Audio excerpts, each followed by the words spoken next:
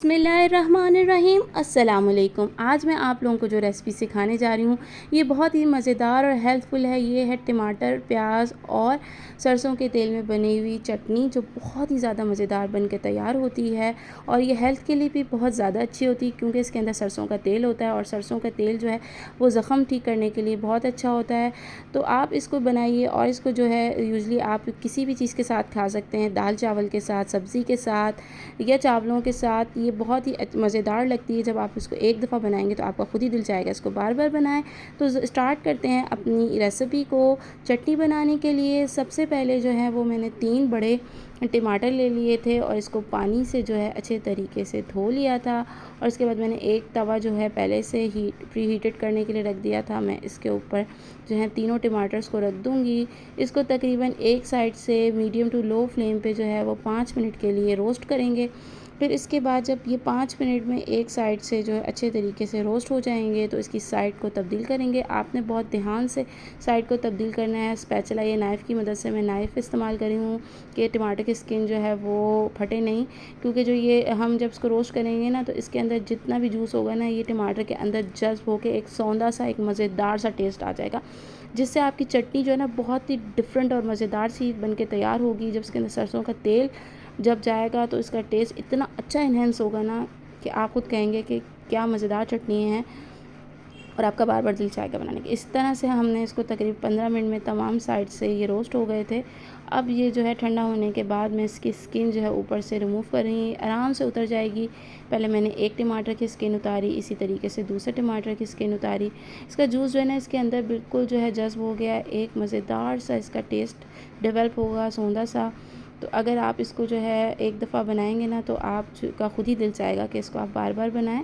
और मेरे बच्चे इसको बहुत ही ज़्यादा पसंद करते हैं। मैं कुछ भी बना लूँ, दाल सब्ज़ी उतने शौक़ से नहीं खाते, लेकिन जब मैं इसके साथ ये वाली चटनी बनाती हूँ ना तो मेरे बच्चे जो बहुत ही ज़्यादा शौक़ से खाते हैं। तो आप भी इसको ज़रूर ट्राई कीजिएगा। तीनों टमाटर जो हैं मेरे छिलका उतर गया था। अब मैं इसको बारीक बारीक जो है वो कट कर रही हूँ। तीनों टमाटर जब बारीक बारीक कट हो जाएंगे तो इसको कट करने के बाद मैं आपको बताऊंगी कि इसका हमें क्या करना है।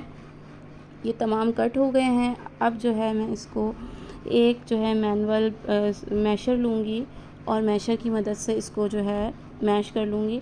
आपने इसको जो है जस्ट मैश करना है मैशर से या फॉक से, इसको ग्राइंड नहीं करना है आपने। ये देखिए बिल्कुल मैंने हल्के हाथों से इसको मैश किया तो ये एक मज़ेदार सा इसका टमाटर का पल्प जो है वो रेडी हो गया है।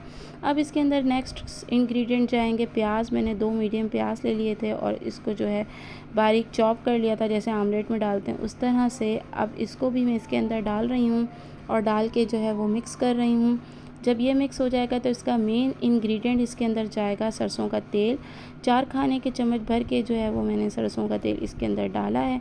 और इसका जो टेस्ट जो है ना इससे इतना अच्छा इन्हेंस होगा ना, और ये इतना हेल्थी है कि मैं आपको बता नहीं सकती हूँ, क्योंकि सरसों का तेल जो है वो हमारी बॉडी के लिए बहुत अच्छा होता है। तो इसको अच्छे तरीके से हमने मिक्स कर लिया है। असल में अब हम जो हमारे ओरिजिनल खाने हैं हम उनसे दूर होते जा रहे हैं। तो इस तरह की रेसिपीज़ को आप ज़रूर ट्राई किया करें।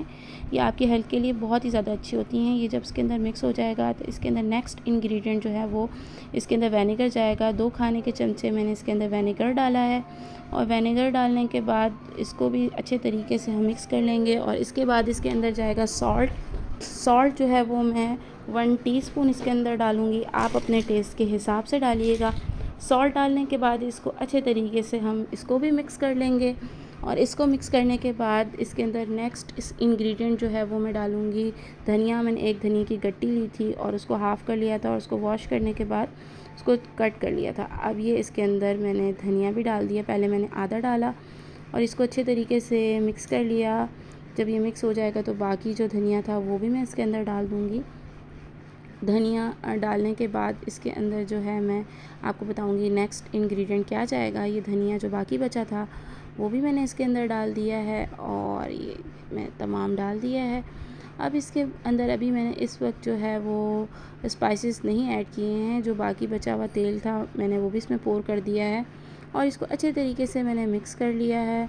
और मिक्स करने के बाद जो है ये अब इसके अंदर जाएगी, मैंने 3 जो है चॉप की हुई हरी मिर्चें थी वो रखी हुई थी बारीक बारीक, वो इसके अंदर मैं डालूँगी। आप ये देख सकते हैं ये अच्छे तरीके से मिक्स हो गया है। अब इसके अंदर जो है मैंने 3 चॉप की हुई बारीक हरी मिर्चें वो भी डाल दी हैं। हरी मिर्चों के बाद इसके अंदर जो है जाएगी कुटी हुई लाल मिर्च, वो मैंने हाफ़ टेबल स्पून डाला था। आप जो है अपने टेस्ट के हिसाब से डालिएगा।